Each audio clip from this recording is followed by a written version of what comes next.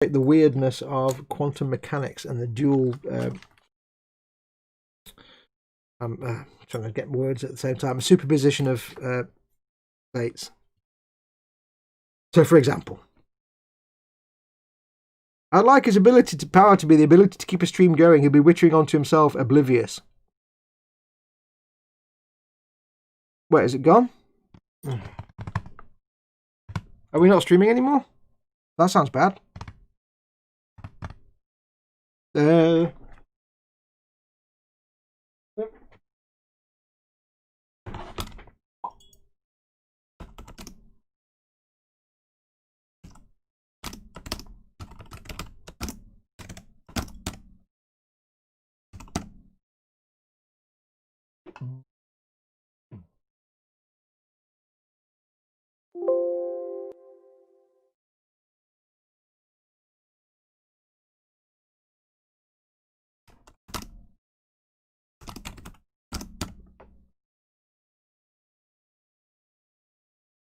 One second, folks.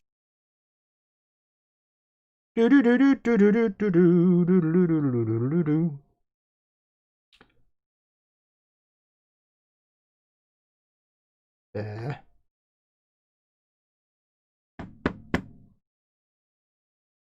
We're back. Let me know if I'm back or not. I might not even have the right chat open now. Hang on. Yeah. I don't know. I think that would have been a YouTube problem because I got nothing at my end saying there's been a problem. So let me just get back in again. And unfortunately, YouTube's changed all their setup again, so I can't actually just go into my dashboard and see if it's streaming okay.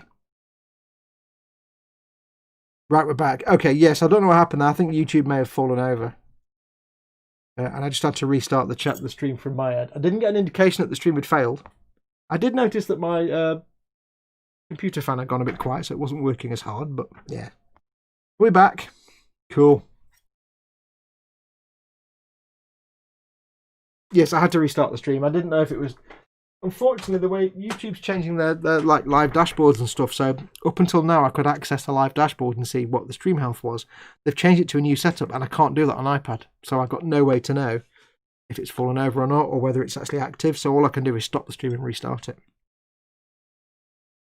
Clarky says, must have been my fault. I join you when you go offline. Yeah, it's because I saw you coming. Welcome, dude. Unfortunately, the only problem is, of course, that people who are watching the old stream won't know there's a new chat now, and they won't know the new one started, so hopefully they'll be able to join us. And I didn't get part 5 off there, did I? Like a sponge. Part B5, I got so busy cleaning all the other parts. I didn't get part B5 off. I've got to do this off camera now, because it's all the way up there, and it's a huge sprue, and I can't be knocking the microphone every 5 seconds. And I've got no idea what I was talking about, so yeah, ask me more questions.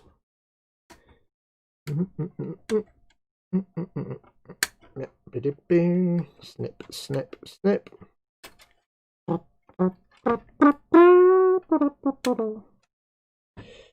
Almost copyright infringement there, but not quite.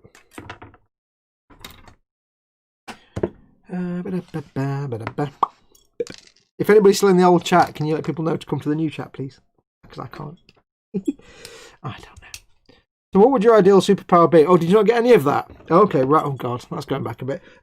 Basically, it would be the power of immortality and invincibility, but with a kill switch. Because if you are immortal and invincible, there's no way to kill you. However, it is guaranteed that if you are immortal or invincible, it is a guarantee absolutely that at some point the Earth will no longer be here and you'll be just left floating in space. Either because the sun's gone supernova and killed everything, or the sun has absorbed the Earth as it's become a red giant, or just because, you know, maybe the Earth's still around, but the heat death of the universe, eventually entropy will take on and every single atom will break down, and eventually you would be in space with no other matter of any kind. Unless you get the big crunch, in which case you'll be crushed into an infinite singularity, which will also suck. So basically, you want to be able to be or the other chances, of course, is that at some point, it's pretty much guaranteed at some point you'll be buried underground by accident in an earthquake or something, a building collapse, and you'll have no way out. But of course, you won't be dead. You'll be immortal and indestructible. You'll be stuck underground for millions or billions of years until that area that you're stuck in cycles round and pops out of the side of a mountain, or you'll be subducted into the centre of the earth and you'll be sloshing around in molten magma for billions of years. You may never come from the core of the earth until, again, the earth eventually dissipates away, as all matter is dissipated away at the heat death of the universe. So either way, you want an off switch. It's all very well being immortal and all that, but you want to be able to at some point say, you know what, I need to just stop living now because I'm floating around in space, or I'm stuck in the magma chamber at the centre of the earth. Yeah. So I would say immortal, invincible, but with the ability to say, and now I will die. There you go. With an off switch. I need to be able to make myself not be alive anymore. There you go. Schrodinger's cat stream died when I asked it. Yeah, basically when you asked the question about Schrodinger's cat, the stream was both alive and not alive. But by asking the question, you forced it from superposition into one or the other. Which is a perfect example of Schrodinger's cat. Which, as I was in the middle of explaining before I realised you'd all fallen over, Schrodinger's cat is an illustration of the absurdity yet weirdness of quantum mechanics and the duality of particle states, the superposition of particles. For example, when you observe a particle, you observe, say, an atom. No, not atom. Let's say you observe a photon. You force it to either act like a particle or a wave. For example, I mean, there's millions of other different examples, but let's just say, oh no, let's do the proper example. You have a particle that at a certain point will radioactively decay into two lesser particles. I'm not going to name a specific particle because I'll get it wrong. But let's say you have a blebulon particle, and after a certain amount of time, that particle will decay into two spemulons. I'm making up particles now. When you look at that particle, in fact, no, that's the wrong thing altogether. That is the wrong. No, this is the wave particle duality example. Basically, when a particle can be a photon, for example, can be a wave and a particle at the same time. It can demonstrate traits of being a wave and also a particle. Hence the double slit experiment. And basically, when you look at the particle, when you do the double slit experiment and you look at the photon, you're forcing the photon to be either, you can't observe it as a wave and a particle. They're both completely distinct formats. So you force it to either be a particle or a wave, or to behave according to the rules of particles and waves. And the idea of that is you try and get your head around the idea that a particle can, for example, be in two places at once. It can occupy more than one space. It can be in different types. It can be a wave or a particle. It also relates to particles being in more than one place at once. And about the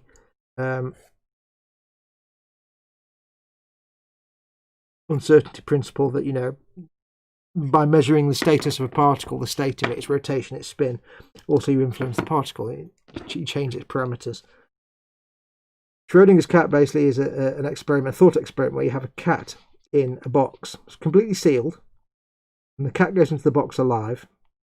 But in the box is a vial of a toxin, of a poison, that's connected to an element, a substance, that decays radioactively. Its atoms decay. And what basically happens is nothing happens in the box until the element, one of the atoms in the element decays and goes from one thing to another. Like it's uranium, for example, and one atom decays, triggers a sensor that then releases the poison and kills the cat. So you put the cat in the box alive, and unless a radioactive particle from the element decays and triggers the sensor and releases the poison, the cat will still be alive. And if you open the box later on and that decay has never happened, of course, the cat will still be alive. If the decay has happened, the cat will be dead. Now, the whole point of the experiment is to say that when you open the box, just as in when you observe a photon passing through the slits in the double slit experiment, or when you observe a particle to determine its state or rotation or whichever, up until that point, it actually has... So if you want to look at, say, the spin of a particle, until you observe it and witness a specific characteristic, like if you look at a quark and you don't know if it's an up or a down quark, and then you look at the quark and it's an up quark, up until that point that you look at it, it was both an up quark and a down quark. It had all the different possibilities with there. It was in superposition, what's called superposition. I could be getting this wrong. But when you observe it, to measure its flavour, to measure its up or downness, you force it to be one or the other, because it makes no... in a practical world, it makes no sense to be all the different things at once. You're forcing it to fit into one of those categories, to be an up quark or a down quark. In the same way, when you open the box with the cat inside, you are forcing it to be either dead or alive. It can't be logically both when observed, because the universe won't allow that. When it's not observed, it does allow that. It can be whatever it wants, because it's not been... the waveform has not collapsed into one position or the other. What's called superposition, where it's in multiple states at once. So that's the idea, that when you open the box, you force it to be alive or dead. But until you open that box, it's both alive and dead. Now, it's a ridiculous thought experiment that, you know, there's no way to ever disprove it. It's one of those like thought experiments that's deliberately not provable, because there's no way to do it and prove that the cat is in both states at once without actually observing the cat, which then forces it into one state. So it's not falsifiable. But it's a fascinating thought experiment that,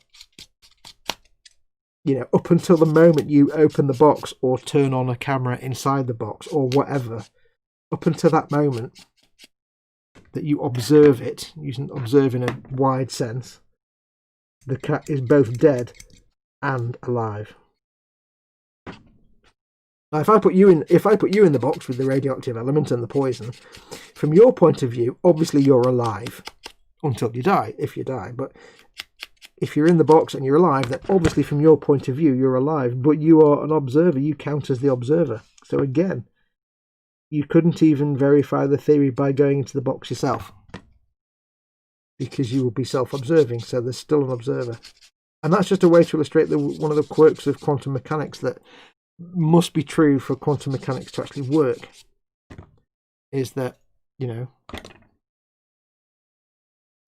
particles and so on can exist in more than one state until they are forced to become one particular state or the other. That's really complicated. I had to kind of think about it, and I probably got it wrong, but I was kind of thinking my way through it as we went along, and it's like, yeah, that's kind of how it works. But it's a fantastic example of a thought experiment, and it's a fantastic example of why physicists often come up with the best thought experiments, because they're just nuts. Right, we've got 3 minutes to glue this shizzle together, so let's get this. So we have that like that. This goes on there. We've got attached. That goes on there. They can do that. Do quickly. See if we get this done in 3 minutes.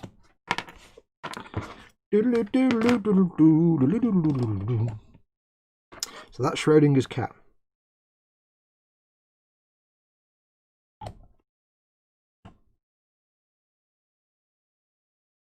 He's basically saying that until you force something to be a particular way, to have a particular trait, it's both. Until you observe the toast in the toaster is both burnt and not burnt.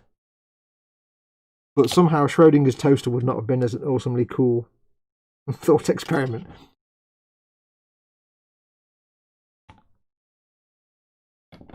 I think I bloodshed the stream because I got Foxy's lateral and consequential multiplane thought processes. I think he meant blooshed. I try and use as many thought processes as I can. I'm rubbish at doing all of them, but I try. Extra credit series called Extricity, a series on non-Euclidean maths and quantum mechanics that's explaining Fox's babblings. Yeah, I like talking about science. I've never said I'm right, and I never said I'm actually getting it correct. Probably I'm just talking rubbish. Now, apparently this needs to glue onto the end of the chain. Somehow, like that. It doesn't really... That doesn't seem like a really good way to have that locked in place. I don't know the angle of dangle of this bit relative to the crane. So I could do this and find it's like that. That would kind of suck, because it needs to be vertical. So I'm not going to glue that on yet. I'm going to wait till that's attached to the other bits. Apparently it sits at an angle like that, roughly, which would make sense. Just try. That goes on there. That would be vertical there. Oh, actually, then again, having said that, that's kind of vertical there. Ah, screw it, glue it on. Screw it, let's glue it. Okay, Fox now gives a plebeian explanation of temporal quantum particle physics. I have no idea what that is. That's a bit like saying, now please explain space. Yeah. That's like one of those classic comments when somebody says, "Hi, I'm new to the group. Can somebody tell me how you paint a model?" So, yeah, no.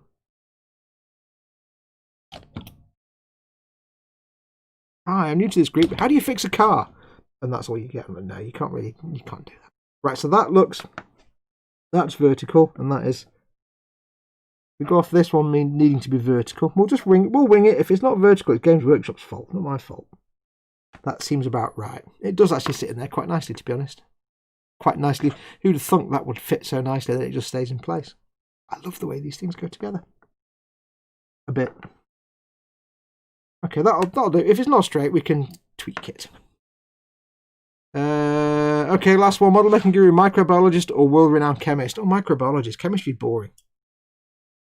I'll get these two last little bits glued on. Because there's no point in stopping the stream when I've got two little tiny things to glue on. Chemistry's fine, but microbiology is much more interesting.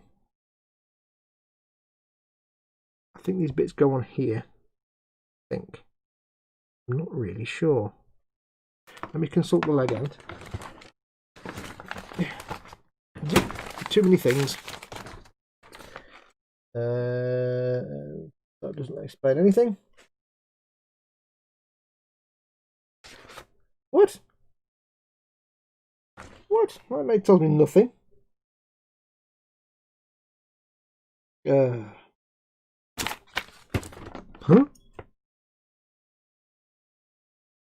Oh, do they go there? Oh, I see. Oh, I see now. That's just the usual Games Workshop. Sometimes their instructions are a bit obtuse. Chicken cooked and eaten, and I found the new stream, says Gross Models. Yay! Yeah, I think YouTube probably fell over. I didn't get a notification that my stream had died. If it was a broadband issue at my end, I would have got some dropped frames.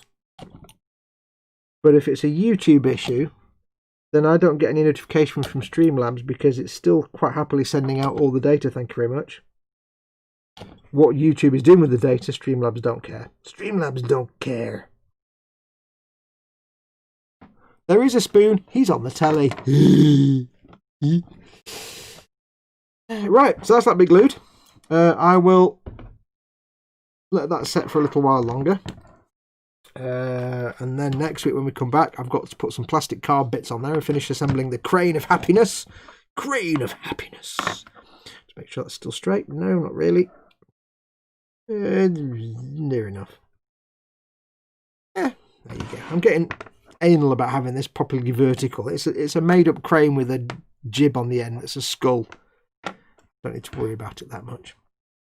Right, so that's going to do us anyway. Thank you very much. It's 3 minutes past. We're a little over. Like I said, Dad isn't doing a stream tonight, so hopefully your thing gets sorted out soon, Dad. Go and see a doctor. Chris says that Ted's doing his stream tonight if he gets his Sky working. I assume then, Chris, that means you're not doing one if he doesn't. So maybe at 8 o'clock on Gross Models, or maybe at 9 o'clock on Skipper Scale Models. Go and check both of them out anyway.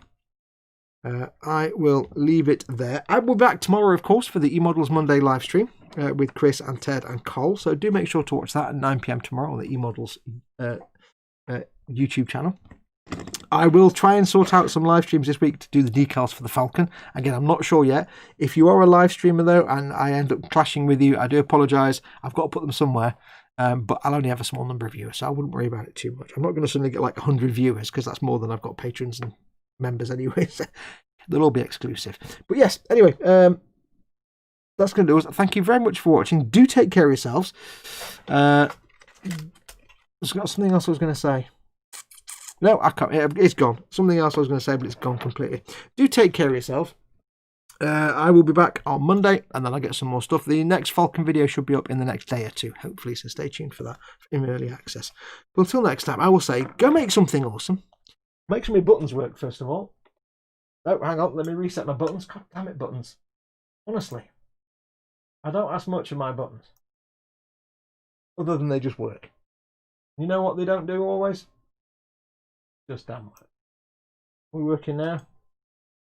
There we go. Right, so yes, so I shall go make something awesome like this. Go be awesome, you there. And until next time, keep on steady crafting. All right. I just shouldn't have done that really. It's the craftsman thing. Bye.